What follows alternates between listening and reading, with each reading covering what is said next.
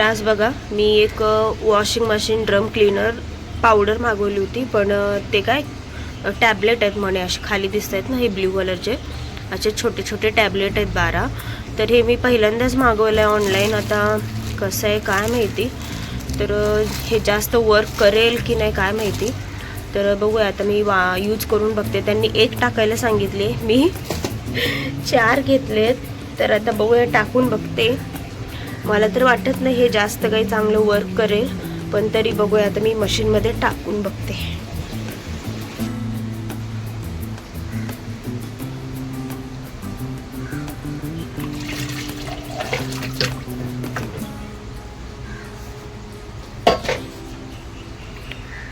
तर हे असे 4 क्यूब मी टाकले त्याच्यामध्ये.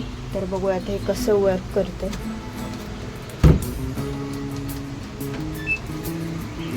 सध्या मशीन अजून पाणीच घेते, दिसणार नाही असं. चला बघा नंतर बघते.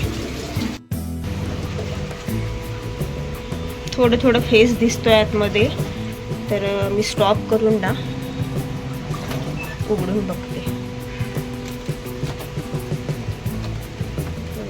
म्हणजे बऱ्यापैकी ह्याचं वर्क चालू आहे. तर फेस झाला आणि पाणी असं ब्ल्यू झालं आणि थोडी थोडी घाण वर आलेली दिसते. मी जास्त दिवस असं म्हणजे जास्त मशीन घाण होईपर्यंत नाही ठेवत, त्यामुळे जास्त घाण नाही आहे. 90% 95% काहीच घाण नाही आहे, अगदी थोडी आहे.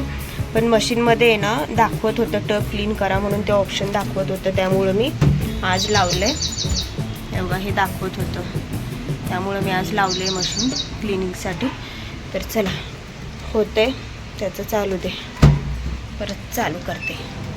परत चालू झालं. तर आता जवळपास 1 तासानंतर मशीन स्वच्छ क्लीन झाली आहे. बघा कशी एकदम चमकते.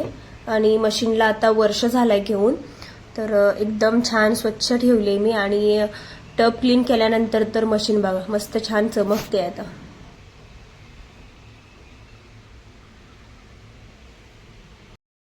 सकाळी सगळी घरातली कामं आवरून झाले आणि दुपारी मी हे उद्योग करायला घेतला होता. कारण की हे बेसिनचा पाईप जो आहे ना खूप जुना होता आणि तो चॉकअप झाला होता. तर आज म्हटलं आता घरात आहे तर हे जरा स्वच्छ करावं आणि हा पाईप सुद्धा बदलून घ्यावा. तर कुणालचं आणि माझं हेच चाललं होतं.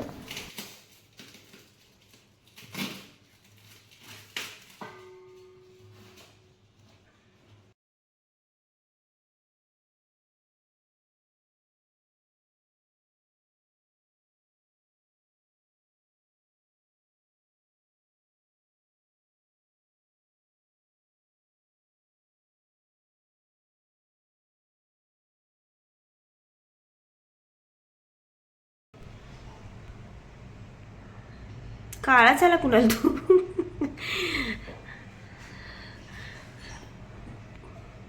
बघ खेळून आलाय आणि उभं राहून तसंच पाणी प्यायला लागलं. तर बघा हे असं पाईप बसून झालाय माझं बेसिनचा.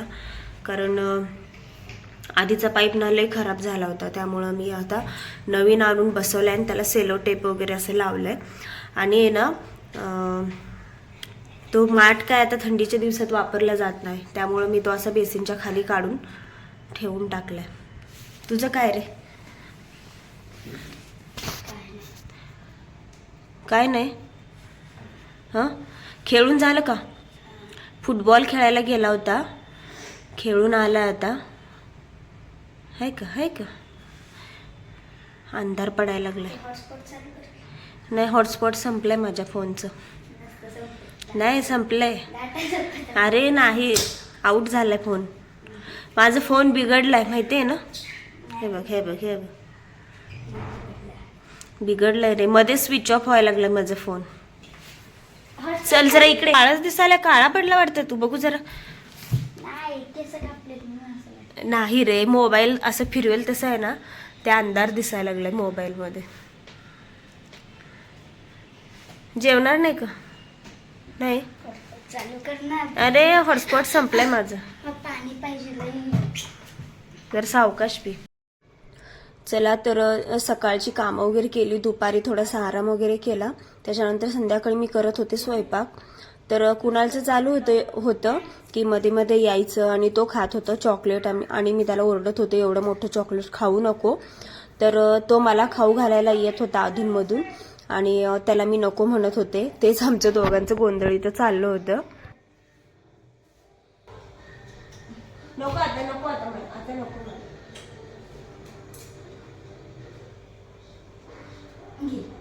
नको खरंच नको मला असं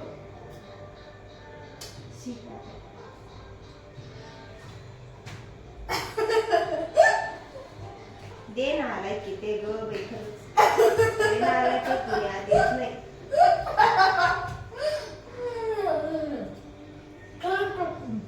शी नको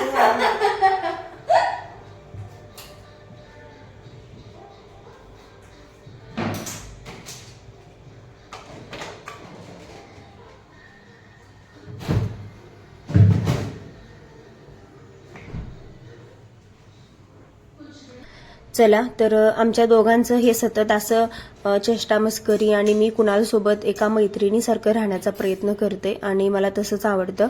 सतत मुलांना तू असं करू नको तसं करू नको सतत रागवणं हे मला आवडत नाही. ठीक आहे, ज्या ठिकाणी रागवायचं त्या ठिकाणी मी त्याला रागवते, एक फटका पण देते, पण असं सतत मी त्याला रागवत नाही किंवा सतत तू हेच करू नको, तू असंच बोलू नको, तू असंच राहू नको असं सतत मी बोलत नाही. आणि खरं तर आजकालच्या मुलांना हे असं बोलणं बरोबर नाहीये, कारण आधीची मुलं आहे ना तर ते ऐकायचे किंवा राग मानायचे नाही, पण आता तसं मुलांचं नाहीये.